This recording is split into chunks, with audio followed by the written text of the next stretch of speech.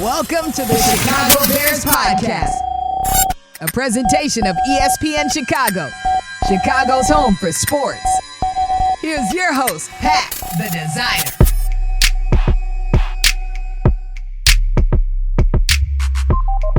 Bear on Bears fans, welcome into the Chicago Bears Podcast, episode 2 in the building. This is not Courtney Cronin sitting next to me here. John Yurkovich in the building. Yerk, how you doing? I'm doing great. I say surprise him every day. Hey, listen, surprise him every day. Lance can have Mondays, but surprise him the rest of the time. Why not? Just flip him in and out. Flip him in and out. J-Mac, whenever he wants. Exactly, you know what I mean? Exactly. I'm not mad at it, Jay man. Moore in here. Let's do Jay Moore in here. Carm in here randomly. Get all the fellas. I love it, man. We get Eric on the mic eventually. Yeah. Eventually. He's management now. Hey, you know, he's upward. He's chosen a route and a path that is not the same path and route that we're on. Would you say a suit? Little suity? Right. Little suity? Yeah, hey, man, welcome into episode 2, man. We're going to get into this episode. We're going to be breaking down the Aaron Rodgers. My God, he's finally gone. But what does that really mean? Well, I mean, what it means is the demon has finally been exorcised out of the NFC North between Favre and between Aaron Rodgers. I mean, they've caused major problems for the Chicago Bears over a course of a lifetime. It's been 30 years. And we'll break all that down. 1992, 30 years that they've been tormented by Green Bay quarterbacks. Whether you like it or not, it was 30 tough years, except for a few exceptions. Yes. A few exceptions. One of those when the Bears ended up going to the Super Bowl in 05, 06, which one of the two? 05, 06. There was a World Series in 05. There was a World Series in 05, little Super Bowl action 06. There we go. So we'll also get into some offensive line action, and just hearing Yurko talk is all we need. On today's episode of the Chicago Bears Podcast, make sure you hit that like button. Subscribe to the page if you're not yet subscribed to the ESPN 1000 page, and leave that 5-star review. Yurk's got the legs out, man. Come on. Yurk's got the legs out. A little cross action going. I'm a little sacky. I want to get crossed. I mean, there's no reason for anybody to be tormented with that. Let's not show too much on the pod. I just got here. I just got here. We don't want to end this thing prematurely.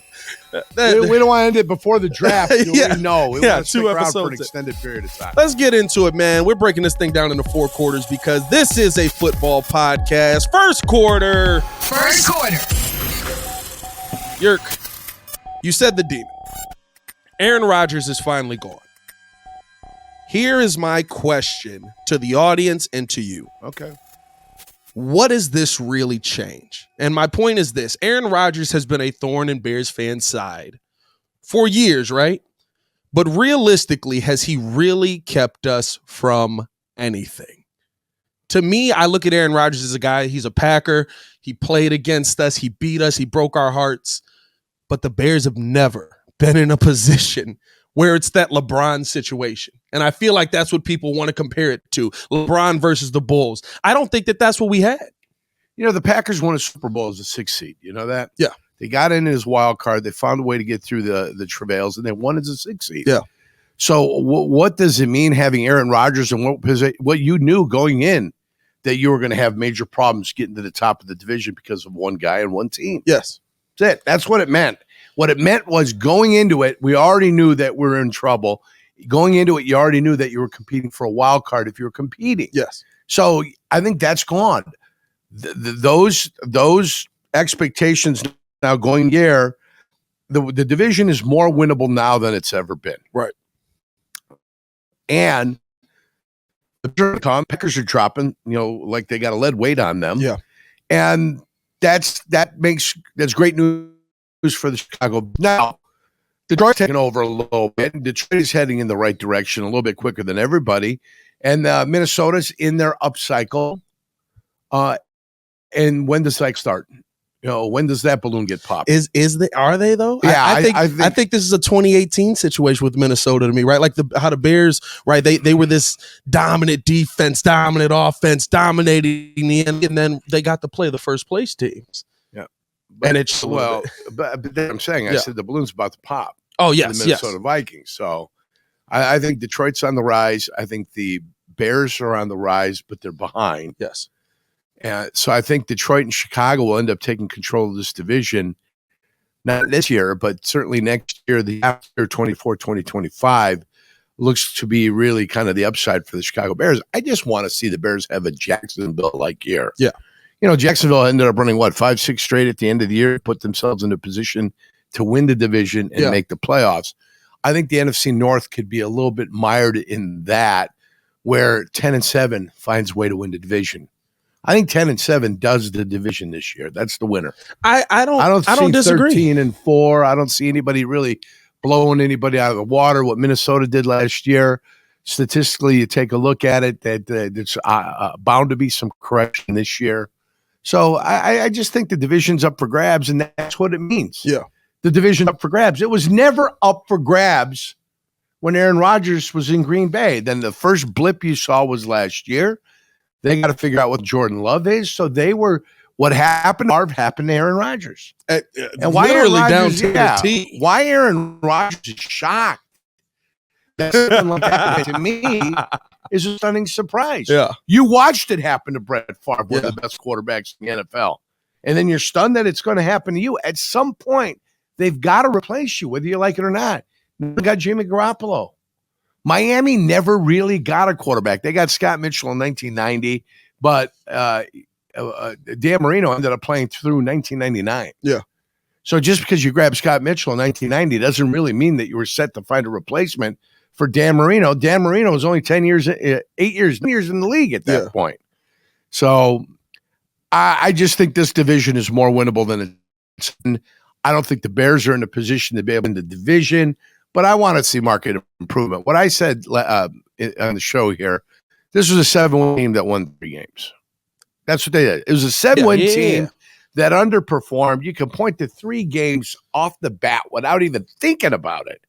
The Washington game. Absolutely. You can look at the New York Giants game. They found a way to blow. Yep. And then the Detroit game. Yeah. The Detroit game, 31-30, Detroit game. They're ridiculous that they found ways to lose those games. So I think it was a 7-win team that underperformed. And, at some point when it trades underperformed intentionally. And if this team can get back to being a 7-8 win team, I think, okay, now they've changed out some pieces, brought some new pieces in, but this team won't compete until they get a defensive line and they improve the offensive line to the point where they don't have to be top 5 units.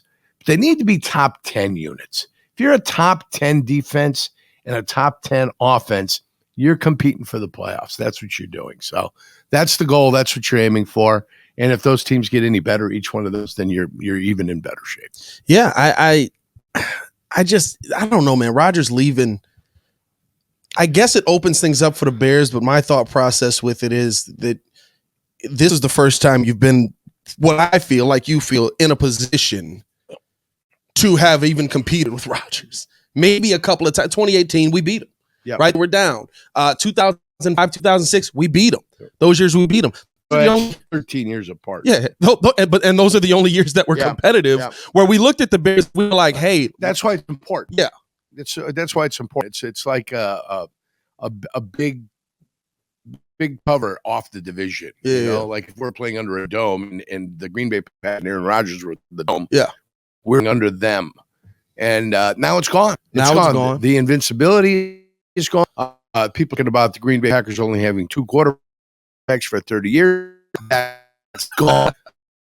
What Jordan, the feeling they know what it is. Not to the. Well, I was gonna ask about that. The Brett, right? And so you kind of was doing games. He was similar. Okay, I'm gonna retire. I'm not gonna stay here. But they finally were just like, we believe in this kid Rodgers, and you have a nice day, sir. We'll move you wherever you want to go. But that only took, hold on, they forced him to retire first. Yes. They forced him to retire. Hey, is it about time? Then he retired. But he says, I don't really want to retire. Yeah. He never put his paperwork in. I don't want to retire. Then he forced to move away from them. Yes. And then he went to the Jets for 2 second-rounders, I believe. We went back and we took a look at it. 2 second-rounders. Then he goes to the Jets, and he's okay with the Jets. He's not phenomenal. But he goes to where he wanted to be in the first place, which was Minnesota, and he played exceptional. MVP season, that 1 year, they went to the NFC title game. NFC title game. They lost to New Orleans in that one. But that year, he was phenomenal. Yeah. So anybody thought he was done it was ridiculous. Anybody that thinks Aaron Rodgers is done is being a little bit ridiculous. Is he closer to the end of his career than the beginning? Well, that's not saying a lot. Yeah. But certainly 40. Everybody knows that his years are winding down. But I bet you he could pop 4 good years for you right now. Did they get enough? Yes. The Packers got enough. If he plays 65% of the downs, he'll have enough. Even though that's because the end of the first round pick? It's a guy at the end of the career. It's a guy at the end of his career. Still first round pick. They went 15-13. They got 2 seconds. Yes. Right? Yeah. The next year's second could become a first. Could become a first. If he plays 65% of the downs. If they're competitive, and I think the New York Jets will be competitive. They were competitive last year. Yeah. 7-3, and they started crapping the bed because their quarterback was crapping the bed. Right. They addressed their quarterback position now. I think they'll be in good shape. They've got talent. So all the power in the world in New York Jets. New England is down. Miami, you don't know if Tua is going to be able to survive the whole year. And the other team is the Buffalo Bills. I thought last year was the Buffalo Bills' year that they were going to get things done. I did as well. I thought last year, Josh Allen, off the bitter disappointment of losing to Kansas City, they were going to find a way to make it through. They didn't. And now I've got more questions about the Buffalo Bills than I had last year. So I'm wondering if they become susceptible this year to having a little bit of a drop too. Not a drop that's going to get them out of the playoffs, but a drop that makes them susceptible to the New York Jets coming up and biting them in the ass. I think there's going to be a dog fight over there because I just look at the AFC now and I'm just like, I'm glad I'm over here. Right. I'm glad the team we care about is over here. The quality of quarterbacks are certainly in the AFC. 10 times better. Yeah. 10 times the quality better. of quarterbacking is over there. You make the Pro Bowl over there, you're doing something. Yeah. You make the Pro Bowl in the NFC as a quarterback, not saying a lot. I'll be honest with you. It's not saying much at all. Mitch is a Pro Bowler. You know what I mean? Like, well, once is a Pro Bowl. once 5-6 guys decide not to go, then all of a sudden the 8th quarterback in the conference makes the Pro Bowl. Yeah. So, hey, if enough guys would have stayed out, I'd have been to the Pro Bowl. You're going. Yeah. You were going. Well, it used to be in Hawaii. Yeah. Nobody was not going to Hawaii. Yeah. That was a free trip. The practices were nothing. They get together out there. It was patty cake, baker's man.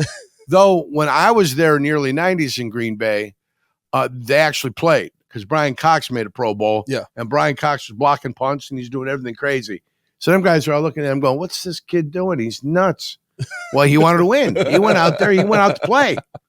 Those other guys didn't go out to play. You don't see a lot of that anymore. Well, then it became the agents got involved and the agents said, guys, what are we doing getting hurt out here? Yeah. It's the dumbest thing in the world. They don't pay you enough to come out here and play in this game. Yeah. So why are we going to give a full effort? They won't give you full pay. Why give a full effort? That's fair. And that's when it became one of those silly little contests where guys just kind of ran around and guys would engage and they wouldn't go after the quarterback. And, so it is what it is. It is man. what it is. But the demon is gone. The dragon is gone, whatever you want to call him. Aaron Rodgers is out of the NFC North. Do want to get I got a little comparison I want to drop on Yerk, man, as we get into the second quarter, because I want to know his answer to this. Second quarter. Second quarter here, Yerk.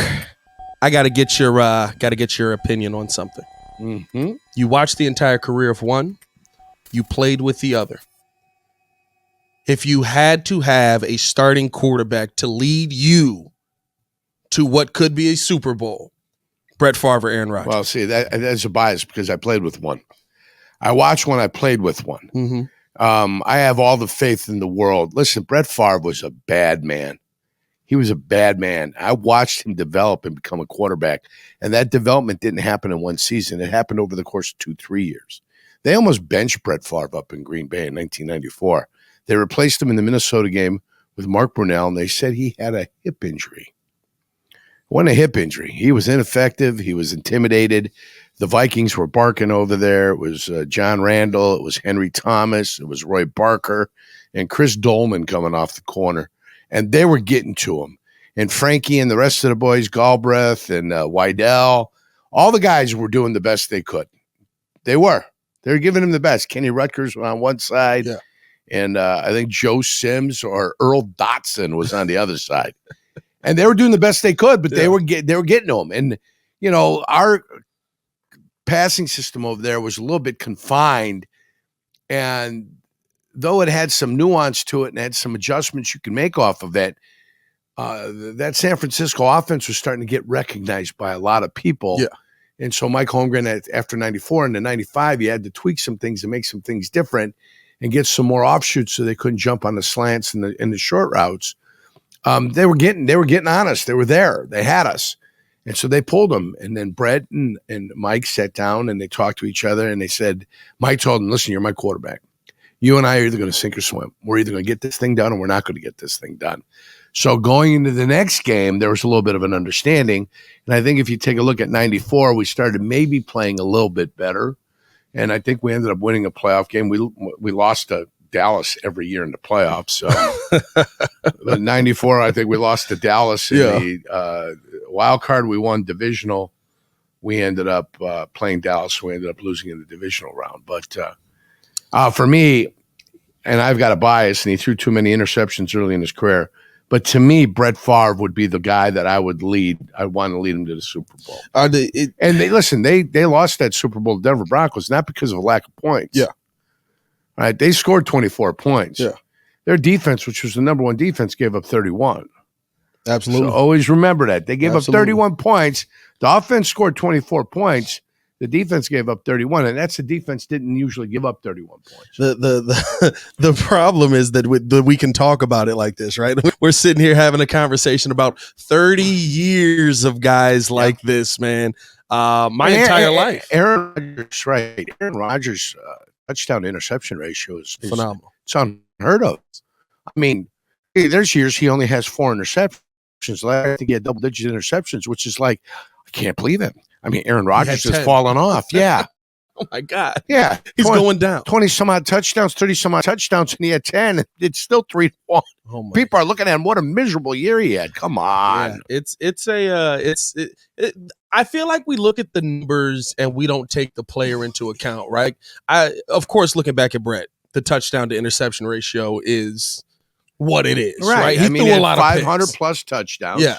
And he had 200 plus interceptions. So he had a 2-to-1 ratio. He threw a lot of picks. Which I always said, give me 2-to-1, I'd be a happy camper. You give me a guy that throws 30, 15, I'm all right with it. You can give me 40 and 20, well, I might even be okay with it. You know, it's turning it over a lot, but you're throwing for 40 touchdowns. Yeah. But you give me a 2-to-1, I'm a happy camper. You can look at some of the stats in the 70s and the 80s. Quarterbacks were 1 for 1. Joe Namath threw more interceptions. He threw touchdowns. He's in the Hall of Fame. God. Bob Greasy, I don't even think threw 100 career touchdowns and he's in the Hall of Fame. Yeah. I mean, but that's how much the game has changed over the course of time. So, you know, for me, Favre threw interceptions, but didn't fumble the ball. Yeah. So you got backs don't throw a lot of interceptions, but they get sacked and the ball gets away from them. Turnover's a turnover. Why does the forced fumble recovery never count against the quarterback? And he's the guy that still has to protect the ball. You see a blitz coming and the guy's coming free. Yeah. Put the damn ball into your arm and go down. It's better than a turnover 5,000 times. That gets you $40 million now, Yerk. That's Daniel Jones. That gets you $40 million now. Well, his contract, I don't think it's as much as $40 million. I think if you take a look at his contract, it's really a 2-year deal, basically, and they're going to give him $30 million. But that's how you got to start paying quarterbacks. Not every quarterback's a $50 million quarterback. I'm sorry, you're not. We like you. You're good. You're a starter in the NFL, but that doesn't mean you're getting Pat Mahomes money. You won't. We're not going to give you that money. And that's how come they can have that conversation at every position in the NFL? They're going to have it at receiver. They're going to have it at running back, tight end. Hey, we think you're good. You're not Kelsey, and we're not going to give you $11 million like Kelsey's getting paid. We're not going to give it to you. And then they're like, all right. But every agent can understand that. But if you got to deal with quarterbacks, every quarterback thinks that he's worth $50 million. You're not. You're not worth $50 million. You don't bring it to the game. There's 3 quarterbacks in the league that are far superior to everybody else in the league. And if they don't understand it, then you got to find somebody else. That's just the way it works. Yeah, I mean, there is a class in this NFL of quarterbacks. Hopefully, we have one that's going to be able to jump into that class. When Kirk Cousins became the highest paid quarterback when he went to Minnesota, he wasn't the best quarterback. No. Not by far, but for Minnesota, who was desperate for a quarterback, they had to overpay to get one in there. And then you scratch your head over the course of time because Kirk Cousins, when it comes to push comes to shove, is not a guy that can win the game for you. You can't do it. Right. No, 100%. And a key game. I'm talking about an important game where it's on his shoulders and he's got to win it for Well, you. and that's what we talk about with the quarterback position in this league, right? Like those are the guys that make the big bucks and should make they all make big bucks, but that should make the big bucks. Those are right. Like those are the quarterbacks that I look at, and you hope Justin Fields become the guys that you're like, he shouldn't be doing that with this team. I like the way you said it. We hope he becomes that. Yeah. Because Justin Fields still work in progress. You love the athleticism. I love the ability to run. I love the ability to escape. Biggest play in the Super Bowl to me was when Patrick Mahomes drops back to pass. He's getting pressure. He sees they're in man coverage, takes off, and he takes the ball down to the 13-yard line. Yep. Had nothing to do with him being able to throw the ball. It had everything to do with him recognizing that I'm under duress. They're in man coverage. Let me take off. I can get positive yardage in a key fourth down situation. It's fine. Being athletic and being able to move is not a hindrance to anybody. It's not a hindrance to a quarterback, at least not the modern day quarterback. That's great. But if you go down 10 or you go down 12 points, 13 points, at some point your quarterback's going to have to drop back and he's going to have to be able to deliver the football. And that's what we're still waiting for with Justin Fields. In second year with Luke Getsy, better offensive line protection. I can't say you can have a better running game because their running game was phenomenal last year, Pat. Yeah. It was phenomenal. I think people forget that. Yeah. And I think people forget, right? Like that's the thing that you're not coming in trying to rebuild the entire offense. Right. You're trying to add some pieces in pass pro. But the notion that my quarterback is going to run for close to 1,000 yards every year has to go. Yes. So you could be the number one rushing team, which is great. We get off the bus running here in Chicago. I used to hear that all the time. Silly. But I need the running backs now to take the greater percentage of the yardage. And if he rushes for Justin Fields, if he rushes for 500 yards during the season, great. We're in the perfect position. That's exactly what we're looking for. We're looking for him to pop 3-4 times. You're protecting him, so now he's not scrambling. Yeah. The runs would be designed runs. They wouldn't be I'm under pressure all day and I'm running for my life type of situations.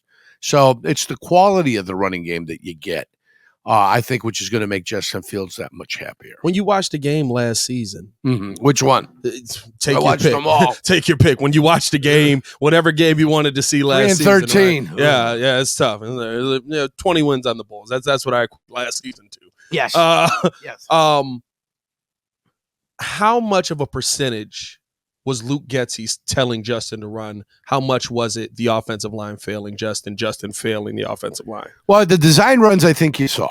You saw those for sure. You saw the design runs. You knew exactly what they were doing in an RPO situation. Run pass, the run pass option. Yep. I think, though, the one he broke right up the middle on somebody, made a guy miss, a safety miss. Yeah. That would have been a design run. Run pass option. Yeah. The pass option taken away, and he was getting pressure, and he decided just, hey, let's make an athletic play. Versus Miami, right? Let's get up the middle. Miami, right? Let's get a bunch of yardage, and I think he scored a touchdown. He took that one to the house, I believe. So there you go. That's a run pass option that turned into a run option quickly. Yeah, because somebody was right in his face.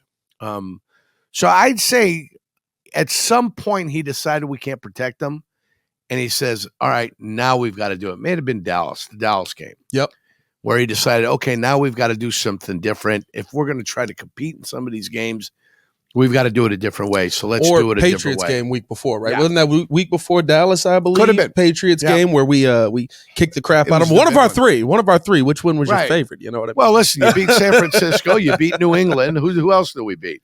Frisco, New England. You lost to Detroit twice. Did you lose to Minnesota twice? Did we beat Minnesota once? No, we lost to Minnesota twice. Well, you were 3-4, so it was really we got one more. Right, it was 3-4.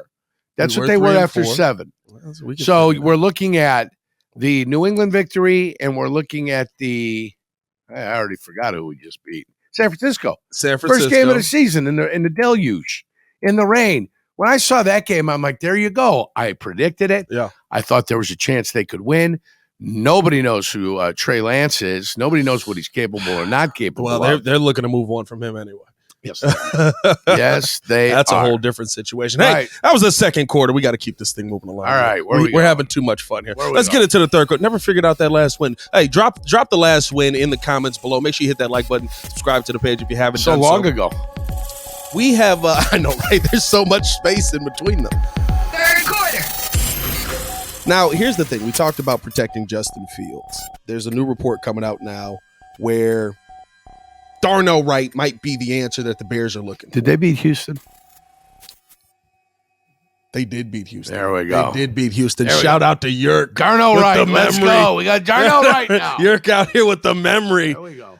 Darnell Wright is being talked about as the guy the Chicago Bears are really looking to bring in. Tennessee, right tackle. Has played left tackle, but played right tackle out of necessity last year. Here's my question. Is he a surefire hit? That's how he's being talked about right now. Of course, nobody knows, right? But is he a surefire hit for what the Bears need? Because I've watched tape on Broderick Jones. I've watched tape on Paris Johnson. I love what those guys do, but they're left tackles that we're going to say, hey, can you go stand over there because we believe in Braxton Jones here at left tackle. I don't know if I saw enough, but polls have seen enough to say that. Is he the Chicago Bears right tackle of their future if they take him here? Well, Darnell Wright, if you watch him play, I mean, he's one hell of a player. He's a monster. He made Will Anderson look human. he was highly rated coming out. I don't usually say, hey, I need a right tackle at number 9, though. Right. That's not what you usually do. But guess what? You're at 9. You're at 9. So that's where you're at. What do you need and what are you thinking about? So, I mean, Braxton Jones, can he play right tackle? That would be your other question. Can he play right tackle? Because if he can play right tackle, then it makes sense taking Paris Jones. Well, he or Johnson, Paris whatever. Johnson. He's being talked about going to Arizona all of a sudden. They're out on Will Anderson. Where'd that come from? Right, that's how it always happens. Yeah. And there's misinformation, and there's this and that. Remember, Arizona's trying to move back too. Yeah. They got a quarterback. They're trying to move back. They're trying to say a bunch of different things. There's 1,000 pieces of misinformation out there. And then all of a sudden, Will Levis is back. Right? Will Levis is back. All of a sudden, takes test well. People had him out. Yeah, the S2. I don't even know what the hell the S2 is. But they had him up there for a while. Then he's out of the first round. Yeah. And now he comes screaming back into the first round. C.J. Stroud is a lock at number 1 for an extended period of time. Then all of a sudden, C.J. Stroud is not athletic enough. Bryce Young's too small. Everybody is down on him for being too small. Yeah. Now, all of a sudden, Bryce Young is the lock to be up there in negative 225 if you want to get a wager in on him. So I think there's a lot of misinformation out there. I think Wright can play. Yes. I think Wright can play 10 years in the league. Yes. So if one was to get him, if the Bears were to get him at 9, I think they're going to get one hell of a player. You match him with Jenkins. Right, Nate Davis. What's Nate Davis doing?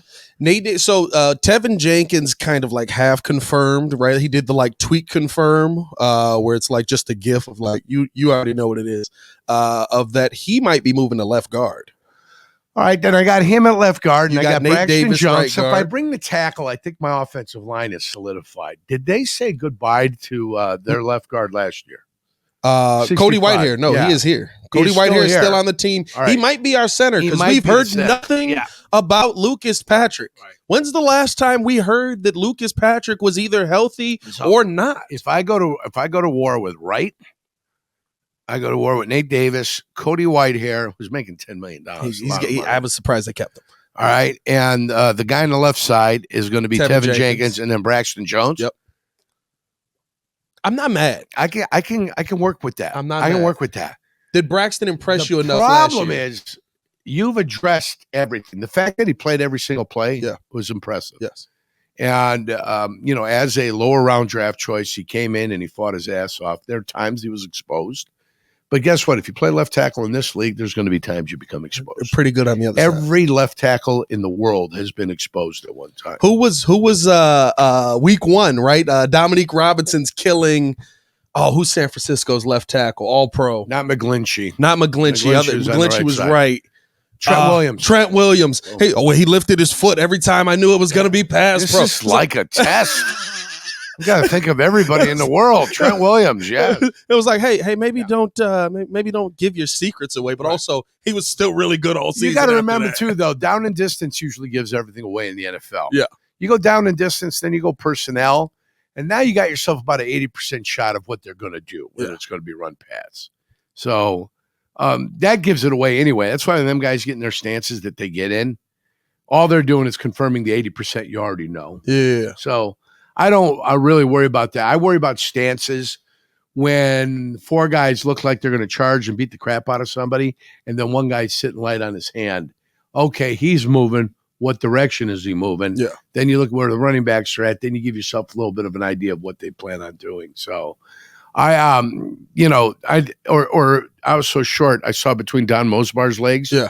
And then every time Hostetler would separate his bottom hand, it was coming. The football was coming.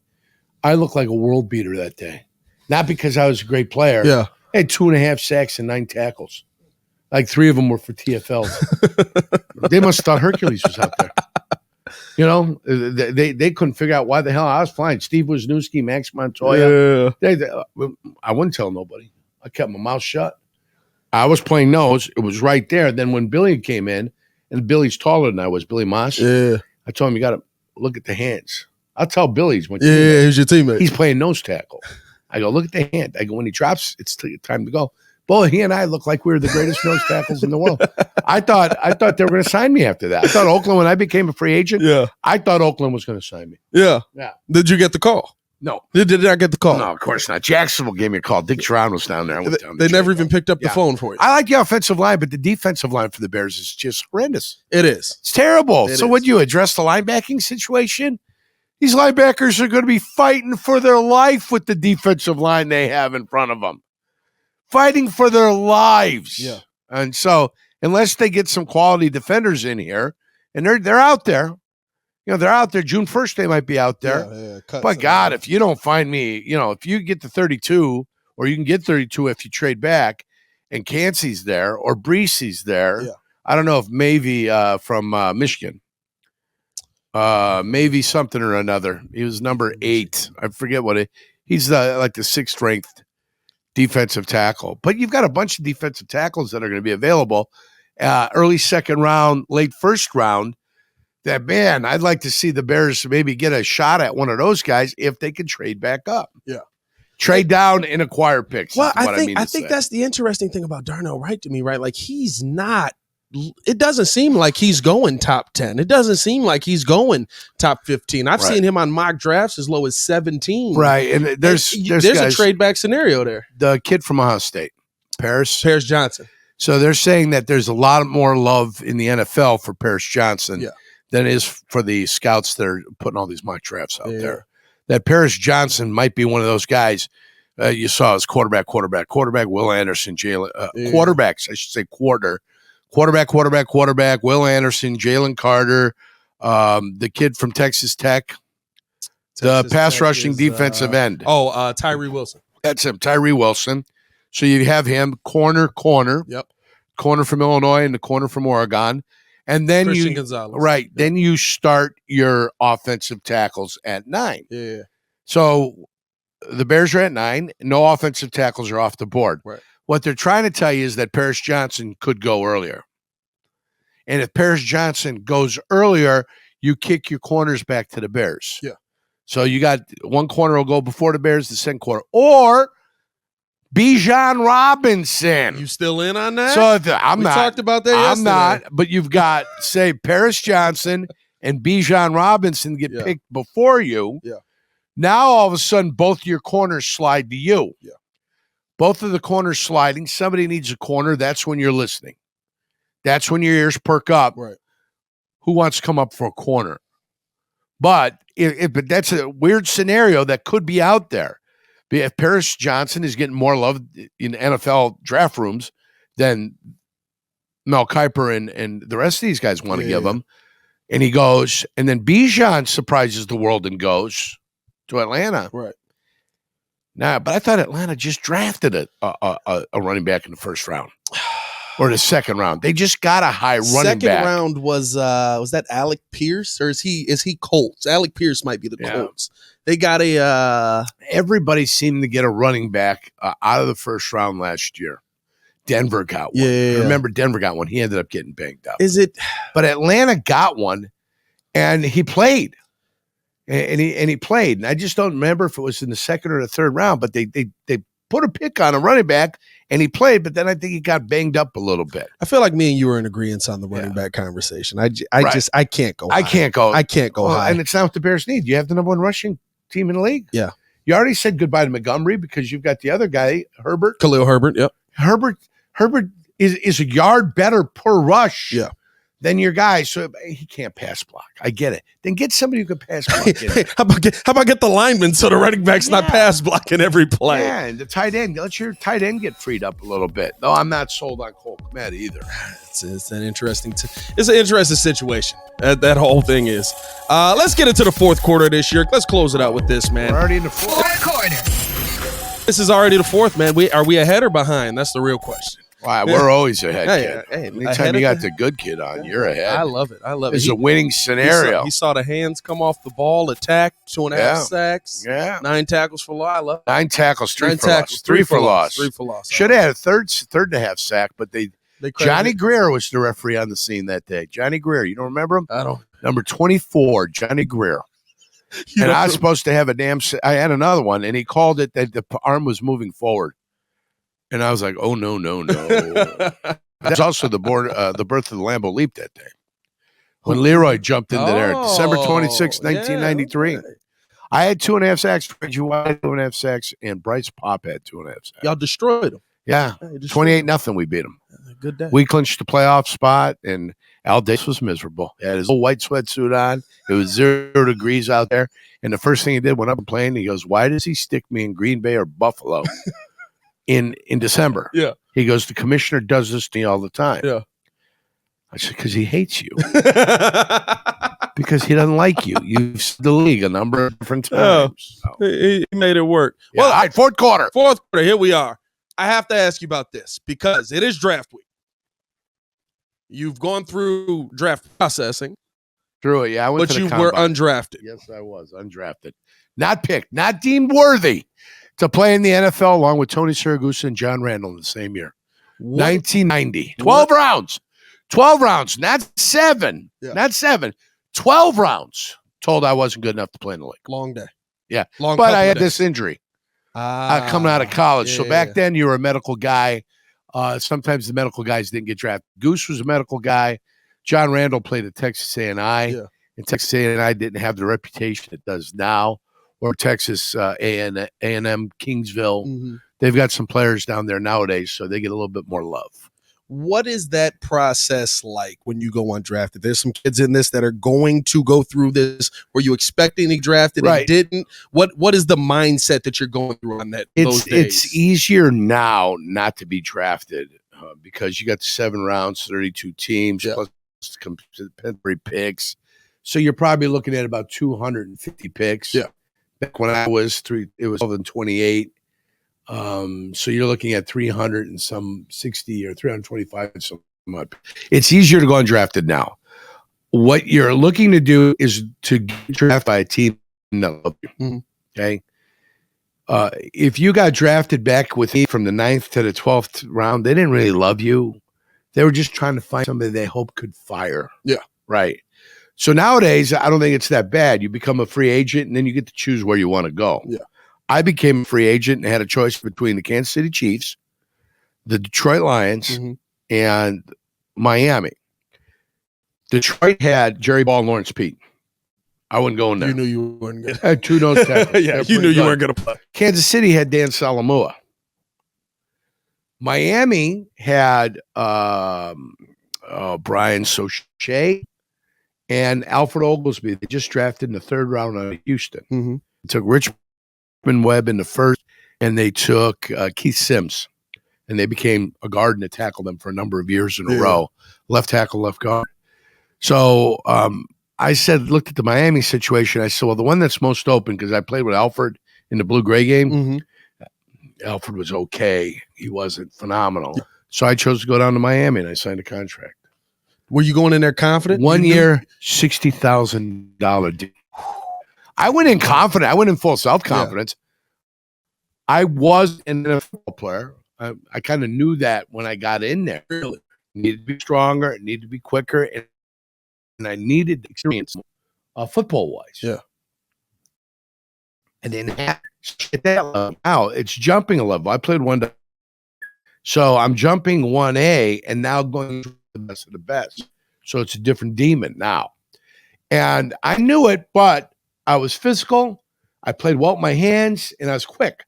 So I was okay in that regard. So I wasn't going to get blown out anywhere. Yeah. It just the way I recognized stuff in college, it wasn't quite recognizable to me yet. The game hadn't slowed down, and it's got to slow down. So I ended up playing there for, I was there in May. I came back in July for training camp. They cut me. I went home for 3 weeks. In the fourth week, they brought the practice squad back. Right. The NFL got rid of the practice squad when the players sued them because they're only paying them $1,000 a week. Imagine being in New York. Being in New York and getting 17 paychecks for $1,000, and you've got to pay 4 months rent. Yeah. If you can find a 4 month If you rental. can find a spot. 4 month Right. rental, yeah. I mean, you got 6 players living in a 2-bedroom apartment with guys just shacking up wherever they could. The practice squad, yeah. So they increased it the next year to $3,000. Yeah. Now you're talking about $50,000, $51,000. You do something. So it became a little bit better. So I went back there. I stayed there for 15 weeks, through 2 rounds of the playoffs. We beat Kansas City in the playoffs. We lost to Buffalo. And that was Buffalo's first time of the 4 years they went to the Super Bowl. Right. So, I mean, so my draft was not hearing my name called, talking to the Washington Redskins in the 6th round. They took Kent Wells. Talking to the Green Bay Packers in the 11th round.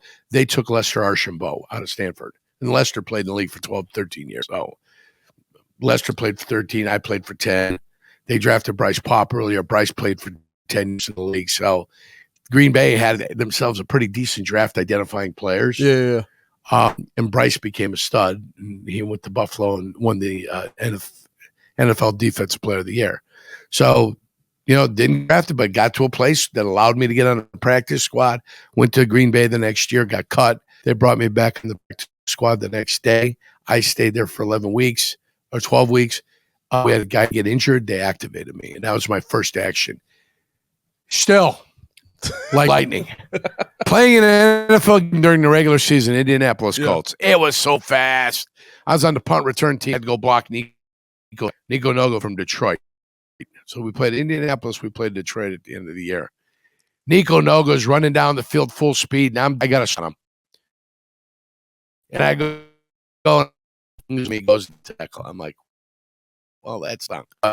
First, Brian Baldinger was Colts, and I'm in there fighting tooth and nail, just fighting tooth and nail. Yeah. But that's what you're doing. I'm busy fighting. Right. And if I see what football was.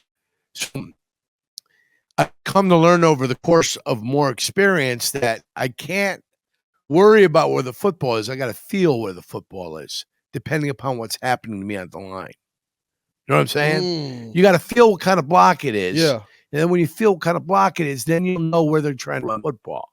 So you scrap for about a second and a half, and then you try to pick a then direction. You see, then you get an idea what's happening. Whether it's a scoop block, whether it's a chip block, whether it's a pure double team, you have to feel that. Yeah. What kind of action is it? A zone action? Is it a toss action? You got to feel that.